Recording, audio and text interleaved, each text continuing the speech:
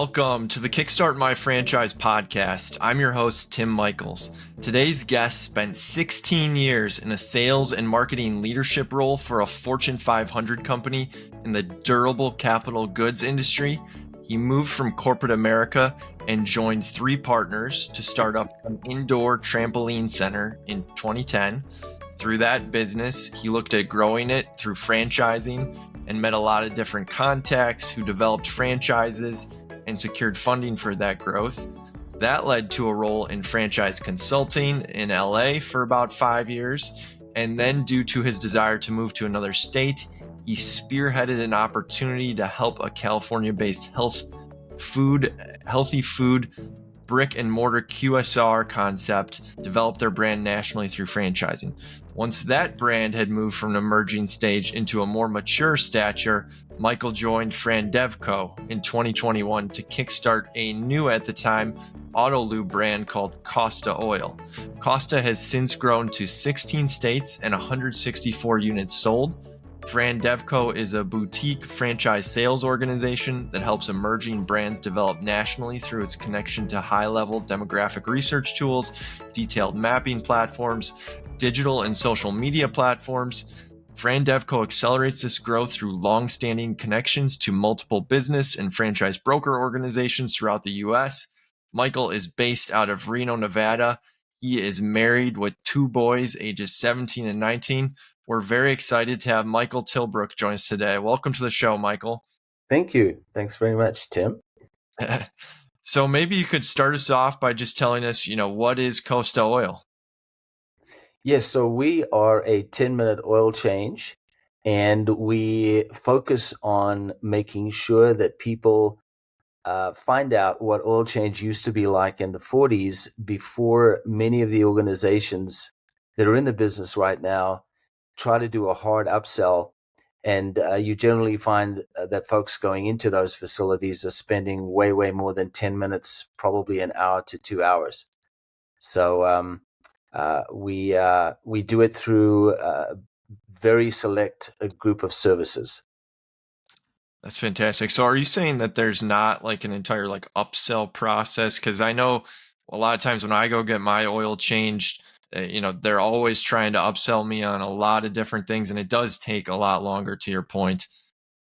So absolutely, Costa started it out based on his family having been in the oil change business. His grandfather came out from Greece many years ago in the late 40s and started a business. He used to work there part-time and realized it was a pretty simple business, and that doing it in a convenient manner and only offering services that didn't slow down bay time, that there was, in fact, now today, even post-COVID, a huge mass of people that are looking for that convenience factor. So we really focus on four things. The first one is the oil change itself. The price includes generally 5 quarts of oil plus what we call a spin-on filter. There are a couple different kinds of filters, and we do air filters, but we do it in a different way. As an example, myself personally, I had my son's Subaru serviced about a year ago, and I went into a big national chain that I would imagine everyone knows that listens to this podcast. And in that experience that I had, basically they took out my air filter. I knew it was clean because I changed it a couple months prior, and they went ahead to tell me that it was not clean and that I needed to get it changed. So that was the first thing that upset me. But the second thing was I had paid $11 for this air filter at a retail store, and they were going to charge me $50. So I basically said to myself, I would never go back and use that brand again.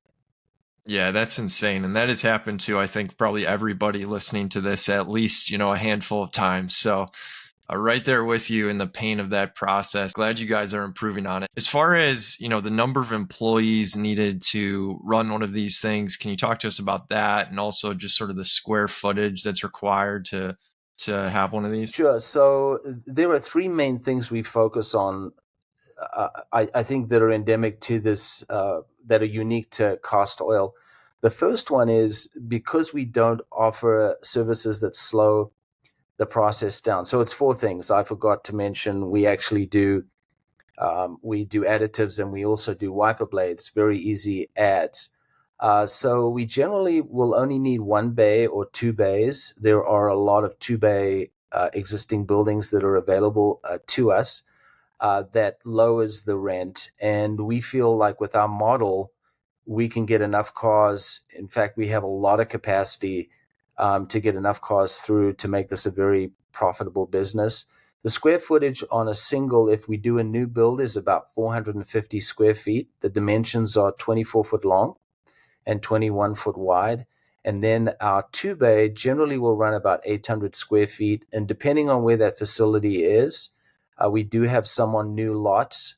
You do need a little bit more space. Anything under a quarter acre is sufficient. Otherwise, if we do a conversion, obviously you have egress that's been provided already. So, but that would still also be around under a quarter acre. As far as the role of an actual owner, so the franchisee, can you talk to us about maybe there are different levels? Are there owner operators? Is everybody sort of operating this with a manager in place? Like, what can that look like? So I would say when we initially developed the concept, we had thought about managers of large brands out there that may not have sufficient capital to start up one of those brands themselves. Some of these brands, to get them up and running, I was just reading a disclosure document last week, $2 million. There aren't a lot of the public that have that type of access to that type of money. So we initially thought about owner operator, but as we started marketing the brand, there was a huge attraction from a whole different group of individuals looking to diversify assets that are working full time. And given the simple nature and operation of this business, few SKUs, we only have those four categories that we provide. It actually is a very effective business to run semi-absentee and scale more easily with a lower employee count. And so I would say out of the 64 franchisees that we have on board right now, 62 of them are running this part-time. They either have full-time jobs or they have managers in place to run the business. Where I would say the owner would be involved in a semi-absentee type of application would be initially you want to be involved in the business, I would say for the first 2 to 3 months. There is a week of training, a corporate training that we want the owner to attend with a manager ideally. And then we have a grand opening where we would want them to be available for 4 to 5 days. Obviously, if depending on their interests, they can ramp up the business a lot faster if they're comfortable and network pretty well in their community, because we do have a great portion of the business that can come from companies that have fleets of vehicles. Beyond that, then, I would say that an owner could do the business from their office, from a telephone. We generally will have cameras in the facilities, so the owner has a really good view and control of the business. But I would say an hour to 2 hours a week working directly with the manager. And then if they wanted to make decisions on what type of marketing they want to do for the next month or the quarter, they would get involved in that. But I think out of so many businesses that I know, small businesses out there that are in the franchise space, this truly is a business that I think can be run effectively as a semi-absentee business. Yeah, I mean, it sounds very hands off for the right person. So that's exciting for sure. As far as the actual investment that is required to get one of these things up and running, I know you mentioned there's some competitors out there looking at 2 million in the FDD. What's sort of realistic? I assume it ranges, based off of a variety of variables. But can you give us just a sense for what somebody should expect? I would say one of the other areas that is an advantage about Costa Oil is there are not many other brands out there that use two bays or less. And so given that, there are a number of opportunities that are available to us where we can actually get someone up and running really quickly.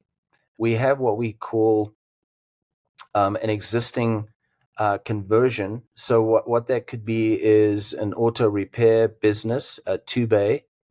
They probably will have what we call subterranean pits. So we always like an underground basement where we can service the vehicle. We also have found that there are a number of independent shops out there where there's a demographic that are wanting to get out of the oil change business because of a number of brands that are coming into it. And so those have been available to us. Those generally we can convert for about $150,000, and that includes the franchise fee on the first unit. I would say that if one of your clients has access to a loan, generally speaking, depending on their credit worthiness, etc., banks are wanting 25 to 30% down. So they could manage to get in for about $50,000 or $60,000 total, and then if they decide to do a loan, I would say most of our franchisees that have come on board on average have purchased 3 units because of the easy scalability of the model. We Mm-hmm. do give some discounts that they can leverage on the second and third units in terms of the franchise fees. As you probably know, it's a lot easier for anyone to start up a second and third unit versus the first one. Absolutely. Absolutely. Are there any other, differentiators that I didn't cover as far as the brand? I know you listed a lot already. Yeah, I think there were three big things with Costa. One is because of the smaller footprint and because we only focus on four major categories in our facilities. It's the oil change, the wiper blades, the air filter, and the additives. It's a very simple type of service. You don't need technicians to do that. We generally like to hire individuals that have good soft skills. Uh, for example, some of our best managers are from a retail type of environment. One of them was a night shift manager at a Taco Bell, and so they've got great training. They know how to solve problems, and they're very customer service oriented. So you don't have to pay them as much as a mechanic. Also, we don't need a lot of staff. With a two-bay, depending on your car count, and I would generally say that when you start out for the first 6 months, you probably will only need 3 employees: a manager who also changes oil, a technician, and then a part-time technician that could come in and help 1 or 2 days. We also don't require that franchisees open on a Sunday. A lot of people like that. And we have the stores open during normal work hours.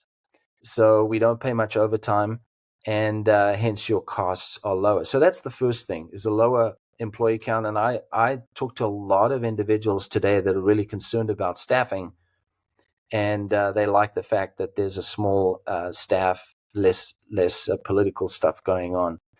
The second part of it is we have really worked on trying to get our franchisees to break even as soon as possible.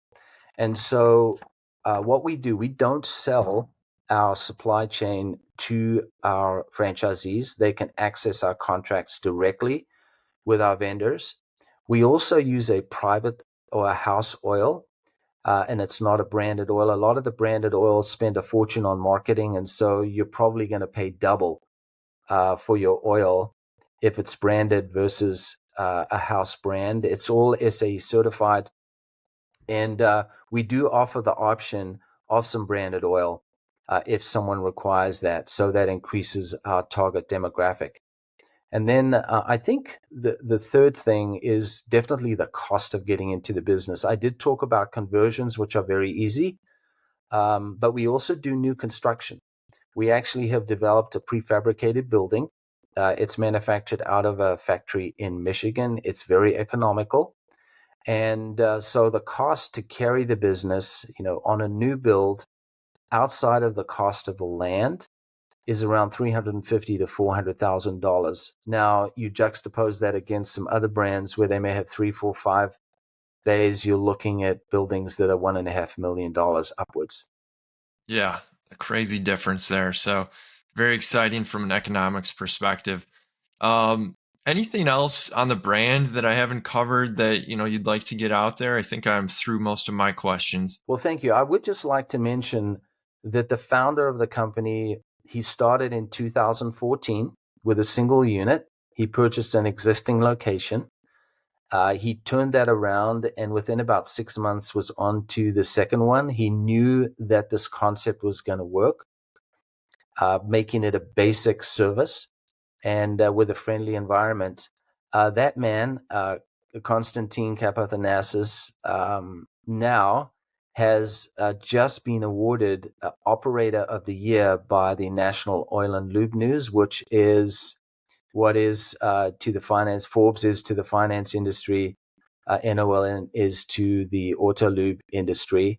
And so we're getting a lot of recognition, and we know that it works.